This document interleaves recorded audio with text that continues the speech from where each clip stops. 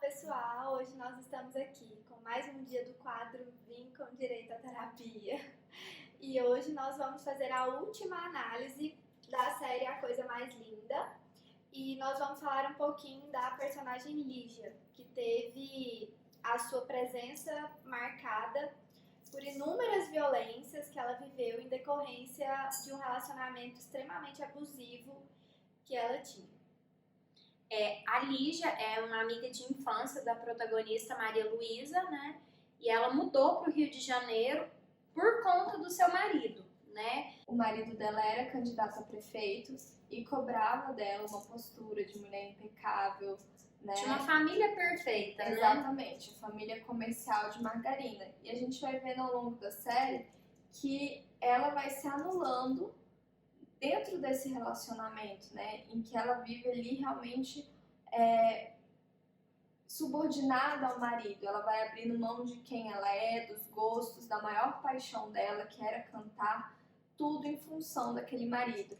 Você vê o tempo inteiro a insegurança daquele marido, que ela chamasse mais atenção que ele, que ela brilhasse mais que ele. De fato, ela brilhava, né? Inclusive tem uma cena da série em que a Maria Luísa está falando da Lígia na rádio e fala que ela ofuscava a imagem do marido, né?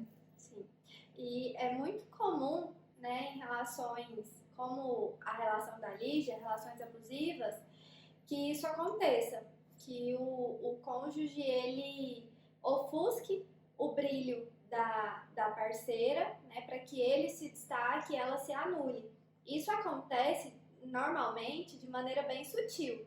Então não é algo que as pessoas envolvidas elas percebem, né, porque vai acontecendo. E a gente tem a Lei Maria da Penha, que ela vem tipificando os tipos de violência.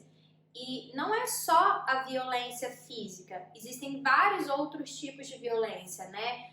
A gente vê bem como esse ciclo de violência começa, né? Então, começa com uma violência psicológica, com xingamentos verbais, uma violência patrimonial,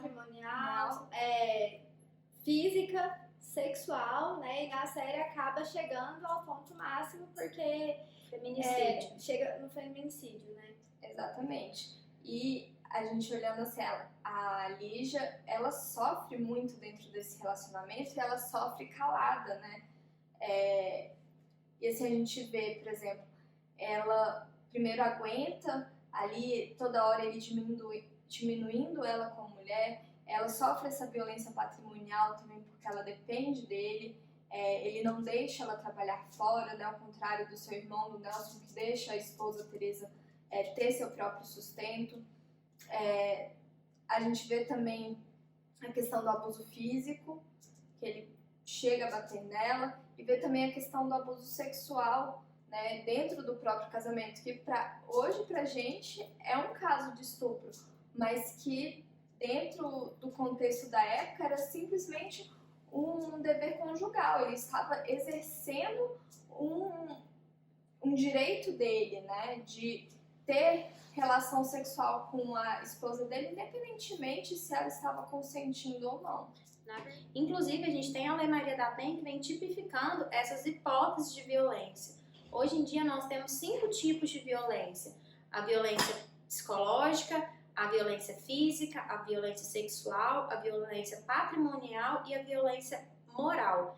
E a Lígia é um exemplo desses 5 tipos de violência, né? Começa com uma sutileza de não use esse batom, essa roupa fica melhor, essa roupa tá muito curta.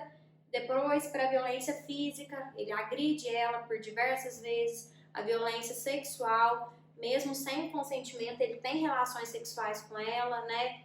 A violência patrimonial, por ele ser o detentor financeiro, ele submete a ela algumas condutas, né, sob ameaça de deixá-la numa situação complicada financeiramente dizendo.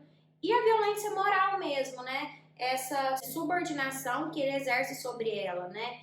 Ela fazer as coisas, ela viver em função dele, né? Como se ele fosse o centro da vida dela. É importante a gente ressaltar que normalmente nesses tipos de relacionamento abusivo, essa violência ela vem muito velada, ela é muito camuflada. Então, o ciúme excessivo ele vem em forma de cuidado, de amor, né? O outro fala que o ciúme, a possessão, tudo ali é amor, né? Exatamente. Então, por isso que fica muito difícil para a pessoa que está nesse tipo de relação identificar que ela está vivendo isso. Principalmente por causa do ciclo de violência, né? Em que a pessoa, primeiro, ela sofre a agressão, depois vem a fase da lua de mel, né? Então, muitas vezes fica difícil de entender. Por exemplo, a violência patrimonial, a violência moral, a violência psicológica, elas são violências que talvez sejam até mais difíceis de serem entendidas pela pessoa que está sofrendo a agressão, né? Fica uma coisa assim, mas ele não me bateu, né? Ele nunca levantou a mão para mim, mas existem outras formas de agressão que também são violência. E é muito importante a pessoa perceber que está sendo vítima de uma violência até para tomar providências e não chegar no caso da Lígia, né? E como a Aline disse, é muito difícil porque as mulheres não percebem que estão sendo vítimas dessa violência. Tem alguma forma da mulher identificar essa violência, Aline? Sim, na verdade, né, quando eu reconheço qual que é o meu limite, fica mais fácil de eu entender se o outro está ultrapassando o meu limite. Agora, o que acontece é que na maioria das vezes, nesses casos, a mulher ela não sabe nem qual que é o limite dela. Então, o outro ultrapassa aquilo ali há muito tempo e ela não consegue delimitar, né? Ela está tão adoecida, normalmente, que ela não consegue ter a dimensão do que está acontecendo com ela. E aí, infelizmente, em muitos casos acontece como aconteceu com a Lígia. Infelizmente, hoje em dia, as pessoas acham que para denunciar, para procurar ajuda, precisa necessariamente ter uma violência física. E não necessariamente, porque existem vários tipos de violência, né? Violência moral, psicológica, patrimonial. Não é tão simples assim, né? Porque na prática, quando essas mulheres elas buscam denunciar, nem sempre elas são levadas a sério. Então acaba que gera um medo de denunciar, elas carregam essa culpa, porque a história muitas vezes ela é invertida, então não é fácil para a mulher. Então é muito comum a gente ouvir falar, fulana gosta de apanhar, ela apanha do marido e continua nessa relação. Isso é um julgamento tão cruel, porque ninguém gosta de apanhar, né? Tem um sentido por trás daquilo que acaba fazendo com que aquela pessoa permaneça nessa relação que está machucando. Exatamente. É assim, a revitimização da vítima dentro do próprio processo, né? É importante a gente lembrar que, nossa, mas para a pessoa chegar ao ponto, muitas vezes, de procurar a polícia, porque ela já realmente tentou de tudo e porque ela não vê mais outra saída. O agressor, ele geralmente ele vai lá, ou o autor da agressão, né? Ele vai lá e corta os vínculos dela, corta vínculo com amigo, corta vínculo com a família, fala que todo mundo está se intrometendo dentro daquela relação e ele vai cortando as pontes de segurança da vítima a ponto que ele seja a única base de apoio que ela tenha. E que daí, como assim, você conheceu aquela pessoa te dando amor e de repente aquela pessoa vai virar o seu algoz, né? Então, muitas vezes a vítima, na hora que ela identifica, não, eu estou sendo vítima de agressão, ela vai até a polícia por muitas vezes não ter esse apoio mais da família e dos amigos, enfim. Sim, e uma coisa que é muito comum também, que até no consultório eu vejo muito, a mulher que ela denuncia, né, ela fica no momento ali de raiva, ela acaba procurando os direitos dela, mas depois ela se arrepende e tira a queixa. Ela vem justamente para dar credibilidade à denúncia da mulher em relação ao fato de retirar a denúncia, de retirar essa representação. Hoje em dia é necessário uma audiência com o juiz e com o Ministério Público com essa finalidade específica. Ela tem que manifestar essa vontade de retirar a representação na presença do juiz e do Ministério Público. E essa retirada ela só acontece antes da denúncia, né? Olha que interessante, eu não sabia disso e acho muito positivo, né? Porque é o que vocês falaram no início. É muito cíclica essa relação, porque tem a briga, acontece o momento ali da violência e depois a lua de mel, né? Então são flores. Então é uma situação muito complicada e essa lei, de fato, ela vem para proteger mesmo. A lei, ela prevê alguns mecanismos para dar maior proteção à mulher, às mulheres vítimas de violência, né? Então a mulher ela pode contar com acompanhamento psicológico, um acompanhamento médico. Inclusive, é possível medidas de distanciamento do agressor e da vítima e de sua família. É possível determinar o afastamento do agressor do lar, da família. É possível, em caso, por exemplo, se o agressor ele tem um porte de arma, é possível que ele perca esse porte de arma. E assim como vários outros mecanismos de proteção da mulher. Então é muito importante a mulher identificar que está sendo vítima e procurar ajuda. Porque, infelizmente, inúmeros são os casos que não dá tempo dela procurar ajuda. Assim como da Lígia, ela optou por não denunciar acreditando que ele era um homem bom. Ele só amava demais. Só que isso não é uma forma de amor. No caso da Lígia, ela demora a identificar o marido como autor de agressão, né?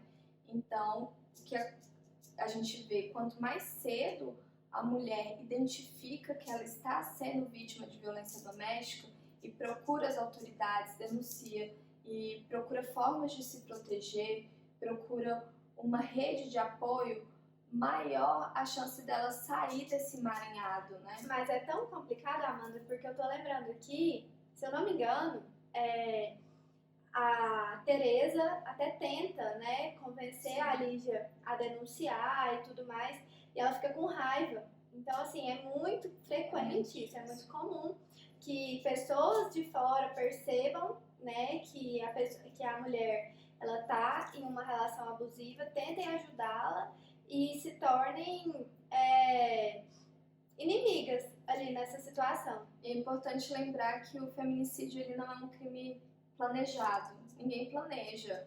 Eu vou casar com essa mulher porque lá na frente eu vou matá-la. Não, o feminicídio ele acontece derivado de toda uma relação tóxica, né? Então, quanto mais cedo se identifica isso e busca romper com esse ciclo de violência, menor a chance dessa relação desenvolver para um feminicídio. Eu tive a oportunidade de conhecer um centro integrado da mulher justamente para dar uma assistência às mulheres vítimas de violência e lá a gente contava com psicólogos, delegadas, defensores públicos, que se for o caso, já entraria ali com ação de divórcio, uma dissolução de união estável, né? E é muito importante as mulheres saberem que existe essa rede de apoio.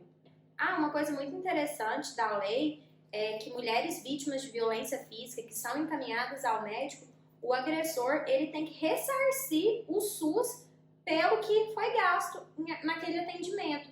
Então, assim, é mais uma forma de coibir uma agressão, né? Obviamente que aí seria um dispêndio financeiro, mas é mais uma forma. A Lei Maria da Penha foi muito importante porque ela criou mecanismos e institutos que realmente conseguem reforçar essa aplicação de fato da lei, né? Em que o agressor ele não pensa assim, vou fazer, daqui a pouco eu vou reincidir, tá tudo bem. Porque antes da Lei Maria da Penha, às vezes a mesma pessoa reincidia com a mesma vítima 2, 3, 4, 5 vezes, porque era só ir lá, pagar uma cesta básica e tava tudo certo. E hoje em dia, com a Lei Maria da Penha, isso não pode mais. Interessante em relação à violência doméstica, que ela não necessita da coabitação. Então, casos de namorados, por exemplo, podem sim ser enquadrados na Maria da Penha, né? Lembrando que a Lei Maria da Penha, ela se aplica em violência contra mulheres, né? Hoje em dia a gente tem casais homoafetivos e homens não se enquadram na Lei Maria da Penha. Em 2015 foi aprovada a Lei do Feminicídio, que modificou o Código Penal, adicionando uma qualificadora ao artigo 121, que trata sobre o homicídio.